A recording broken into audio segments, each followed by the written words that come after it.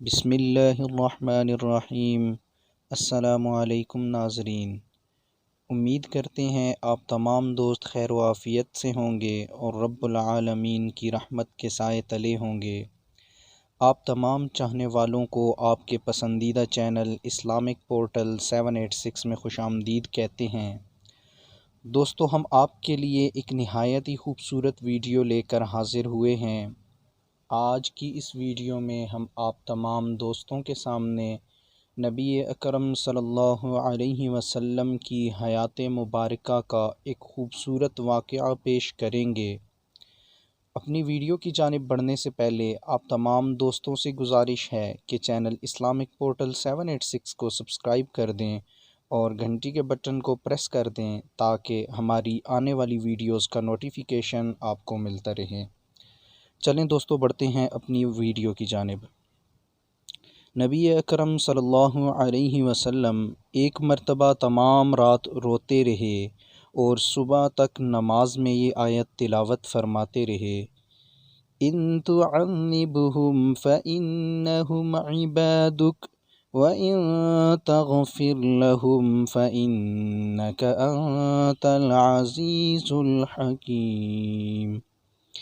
اے اللہ، اگر آپ ان کو سزا دیں جب بھی آپ مختار ہیں کہ یہ آپ کے بندے ہیں اور آپ ان کے مالک، اور مالک کو حق ہے کہ بندوں کو جرائم پر سزا دے، اور اگر آپ ان کو معاف فرما دیں تو بھی آپ مختار ہیں کہ آپ زبردست قدرت والے ہیں، تو معافی پر قدرت ہے، اور حکمت والے ہیں تو معافی بھی حکمت کے مطابق ہوگی۔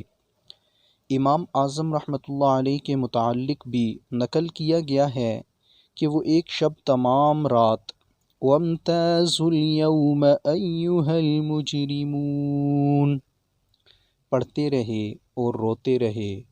مطلب آیت شریفہ کا یہ ہے کہ قیامت کے دن مجرموں کو حکم ہوگا کہ دنیا میں تو سب ملے جلے رہے، مگر آج مجرم لوگ سب الگ ہو جائیں اور غیر مجرم الگ۔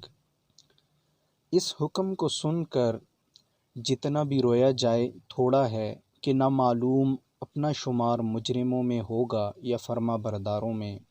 تو ناظرین، اللہ تعالیٰ سے دعا ہے کہ وہ ہمیں اپنا فرما بردار بنا دے اور آخرت کی رسوائی سے بچا دے، آمین۔